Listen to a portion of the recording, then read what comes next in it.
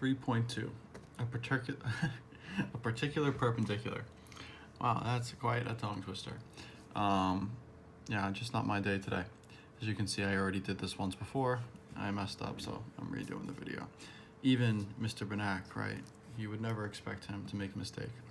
It happens, you know, not often, but it happens. Number 1, draw a radius in the circle, mark the point where the radius intersects the circle, and label it A.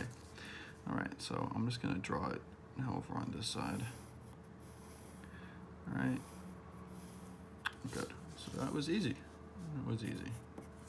Very easy. Thanks for that easy one.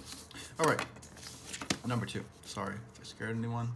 Construct a line perpendicular to the radius that goes through point A. Label this line N. Okay, so whenever we see the word construct and perpendicular, usually we jump to thinking of a perpendicular bisector. And that would be, I think, the easiest way to do it. If you watch this and think you have another way of doing this construction, I would love to hear about it. Yeah, but I'm going to show you the way I'm going to do it. So I'm thinking perpendicular bisector, right? So I know I want the perpendicular to this point A, but I don't want to bisect this line. Even if I were to bisect this line, draw a perpendicular line, it wouldn't go through A, right? So I want the perpendicular line to go right through A, right in the middle. So that means I need A in the middle of a line segment. So I'm going to extend this line segment here a congruent distance, or an equal distance. So I'm going to set my compass to the radius, right? Then I'm going to put my center at A and mark off how far that would be in this direction. Now I'm going to extend that radius so that I have now technically one bigger line segment, but this one bigger line segment is comprised of 2 congruent segments. So I know if I were to draw a perpendicular bisector of this line segment, it would have to go right through the middle, right through A, which is what I want. So now I'm just going to do my normal construction for a perpendicular bisector. All right, go a little bit more than halfway. Make lines below, make lines above, or arcs, I should say, above and below. And truly, I don't need to do above and below because I already have one point of reference, one Jordan mark, as we say in my period 3 class. So I only need 2 points to make a line, but I'll make 3 just to be safe. Really highlight those intersection points, those Jordan marks. And now I'm going to construct my line segment. Or line, it said. All right. Did it say line segment or line? Construct a line, right? So I'm going to put arrows at the end and label it N. Okay, great. So now I know that this is perpendicular. So I can make a little right angle there. And what you might notice about this line, that's interesting, is that it only seems to hit the circumference of the circle at exactly 1 point. So that's what they start off number 3 saying. Line N intersects the circle in exactly 1 point A.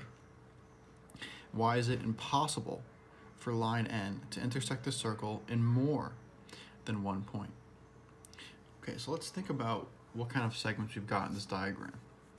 So as I'm looking from the center to point A, right, that's a radius. So this radius, besides it being a radius, right, it's also perpendicular to this line N, which, as we just talked about, means that from point O to point A, that's the shortest distance we can get from this circle, the center, to this line, because the shortest distance is always going to be a perpendicular line. So no matter what line now I draw from here to here, from here to here, anywhere else I draw it, it's going to be longer. So why is that important? Well, any line I draw from the center O to the outside of the perimeter of the circle, right, the circumference, that's going to be the same length as the radius, right? Because all radii are equal. So any line I draw from O that actually intersects line N is going to be longer than a radius, because if it was equal to the radius, because if I do draw a line from O to the line here, right, it can't be the shortest distance from O to the line. So if it's not the shortest distance, it's greater than it, right? So the radius is the least distance I can go. So any other line segment I draw is going to be beyond that radius. What does that mean? That if any other line segment I draw from O to the line is greater than the radius? Well, if that line segment is greater than the radius, that means that the intersection is going to be beyond the circumference of the circle. So every single point on this line beyond this point A is going to be too far, is going to be a distance greater than the radius. So it's not going to be on the circle anymore. It's going to be off the circle. So, I mean, you don't really need to know how to prove that, but I guess one way I could sort of put it into words is any other line from O to line N must be greater than the radius.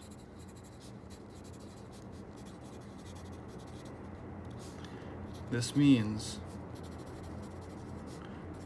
all the intersection points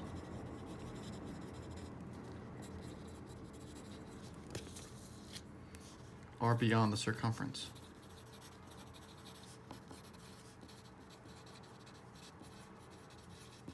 So they cannot lie in the circumference.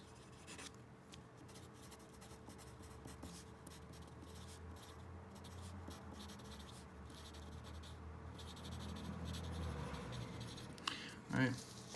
That is sort of an abstract idea, but it all stems from the fact that this is the shortest distance I can have. So if I'm looking at this, right, this shortest distance, everything, no matter what direction I go, no other line segment I draw from O to line N is going to be equal to this. So they will never, ever touch the circle again, right? They're all just too far away.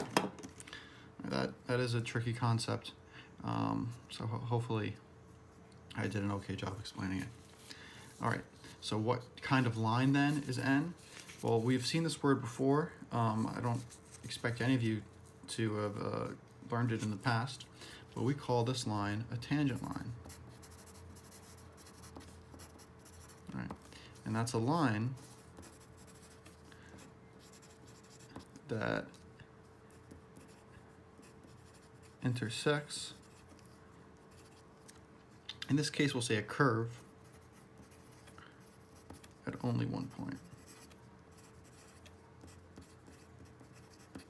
All right, so that's interesting, because usually when we think of a curve, like let's say I'm drawing a parabola, maybe an exponential function, right? Usually when we draw a line, it's going to hit it twice, because curves tend to go up and then back down. Right, I could draw a line here like that. That would hit the curve twice. So the tangent line is special because you draw it and it only hits the line once at one point. Yeah, so that's what's special about a tangent line. You wouldn't really have a tangent line to another line. Like if I were to draw just a regular line like this, we would not consider that to be a tangent line that intersects, because it sort of goes through the line. So we really only talk about tangent lines in relations to curves. All right, that's all for 3.2.